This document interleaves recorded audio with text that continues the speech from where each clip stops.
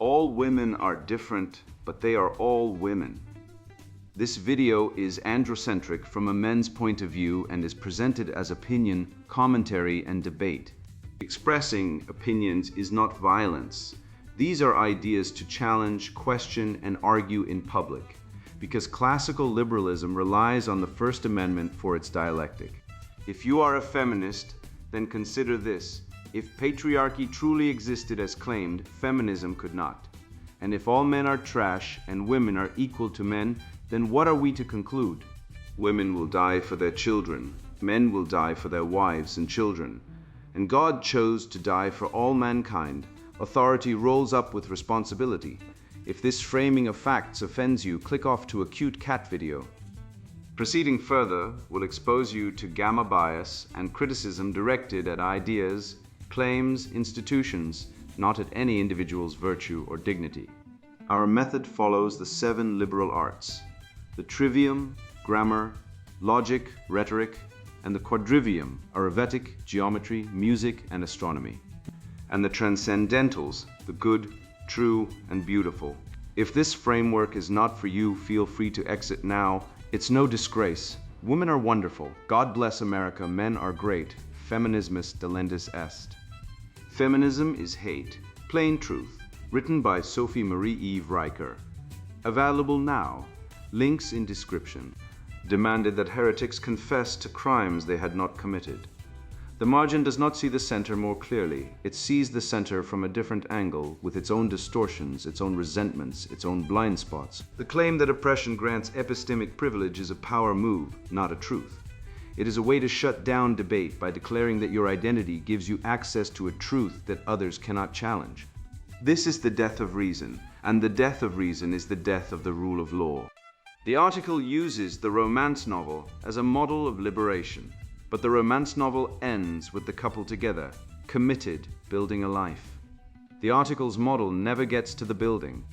It is stuck in the phase of accusation, of naming, of withdrawing. It is a genre that has forgotten its own happy ending. The romance novel works because it understands that love requires risk, that trust requires vulnerability, that commitment requires the willingness to absorb small hurts for the sake of a larger good.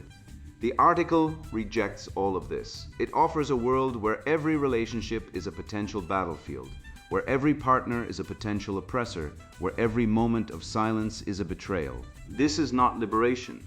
It is the loneliest prison ever built. The article's ultimate failure is its refusal to imagine a good man.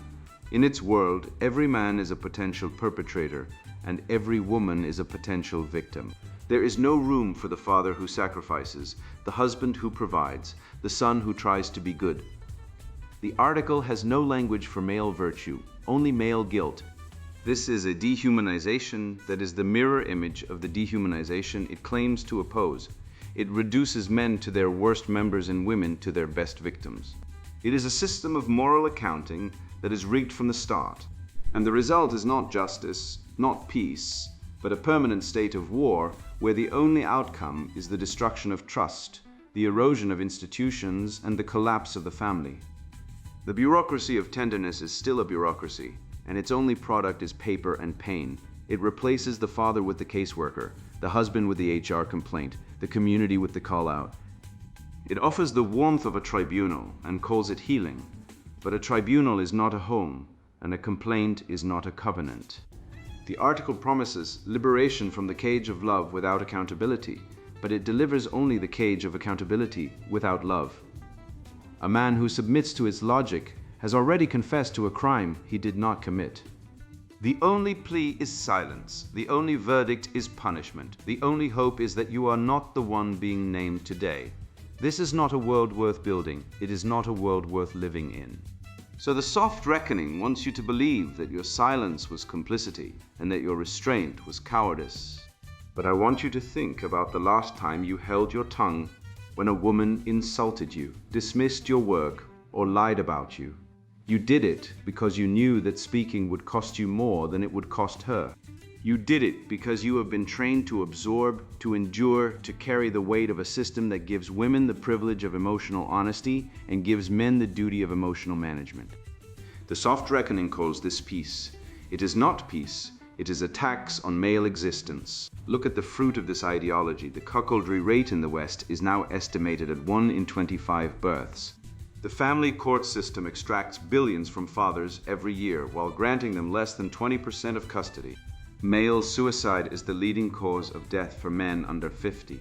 And the suicide prevention industry spends more time training men to check their privilege than it does training therapists to understand male pain. The abortion rate in the United States is over 600,000 per year, and the movement that calls itself pro-choice has spent decades arguing that a man has no right to speak about the life of his own child. And yet, the article you just read tells you that the problem is male objectivity, male rationality, male restraint. It tells you that the solution is more accusation, more withdrawal, more emotional tribunals. I want you to imagine a world where every man adopted the soft reckoning mentality, where every slight was named, every pattern was called out, every relationship was held hostage to the demand for perfect accountability. What would that world look like? It would look like the modern dating market, where men are so afraid of being accused that they stop approaching women altogether. It would look like the modern workplace, where men self-censor so thoroughly that innovation dies and bureaucracy thrives. It would look like the modern family, where fathers are treated as visitors in their own homes and children grow up without the stabilizing presence of a man who is allowed to be imperfect. The soft reckoning is not a path to peace. It is a path to a world where men are silent, guilty, and alone. And the women who celebrate it will inherit a world of lonely, bitter, childless women who wonder why no man wants to commit to a system that treats him as a permanent defendant. So here is your duty. Hold your tongue when it is wise, but speak when it is necessary. Defend your reputation with evidence, not emotion. Build institutions that reward competence, not grievance. And never, ever apologize for being a man in a world that needs men more than it needs accusers. The soft reckoning is a cage disguised as liberation. Walk out of it, leave it empty, build something better. Sponsored book, Feminism Is Hate, Plain Truth. Look around, you feel it too, that gnawing sense something's deeply wrong, the constant male bashing, the shrill demands, the sacred cow of feminism that dares not be questioned. I saw friends broken, good men stripped of homes, savings, even their children, by family courts rigged against them. I watched careers implode over baseless accusations. I witnessed the celebration of abortion, a procedure sold as liberation while masking profound loss. And I saw the quiet despair of men told their strength was poison and their vulnerability weakness. Enough. This book isn't polite debate. It's a demolition job. Feminism is hate. Plain truth tears down the facade.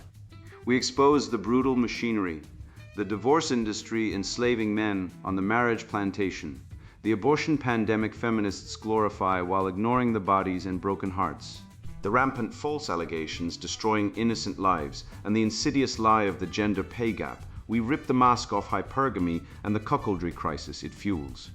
We dissect how toxic masculinity is a manipulative double bind designed to cripple men. We trace feminism's roots not to noble suffrage, but to suffragette terrorism and its unholy alliance with cultural Marxism, a deliberate decades-long project to subvert our civilization from within. This is the raw truth they silence. Who is this for you, the man exhausted by being society's punching bag? The woman questioning why modern feminism feels so angry, so anti-family, so wrong? Anyone who sees the hypocrisy, the shaming of masculinity, while demanding men fix every problem, the cries of oppression from the most privileged cohort in history, this book arms you. It gives you the facts, the logic, the unshakable arguments to dismantle the manipulative narratives and fight back. You'll learn to guard your rights, reclaim your power, and see through the smokescreen of progress. We offer solutions, legal safeguards, embracing true masculinity, reviving the traditional values that protected families and built civilizations. If you're still clinging to the feminist fairy tale, if phrases like patriarchy, toxic masculinity, or believe all women trigger your applause, put this book down right now. Go read something comforting. Knit a sweater, binge-watch Dogma. This isn't for the willfully blind or the comfortably indoctrinated. This is for the clear-eyed, the truth seekers, those ready to face the uncomfortable reality of what feminism actually wrought. What you hold is a weapon against a hateful ideology. Use it. Your sanity, your rights, and the future depend on it. Let's begin. Feminism is Hate. Plain Truth, written by Sophie Marie Eve Riker. Buy now, links in description.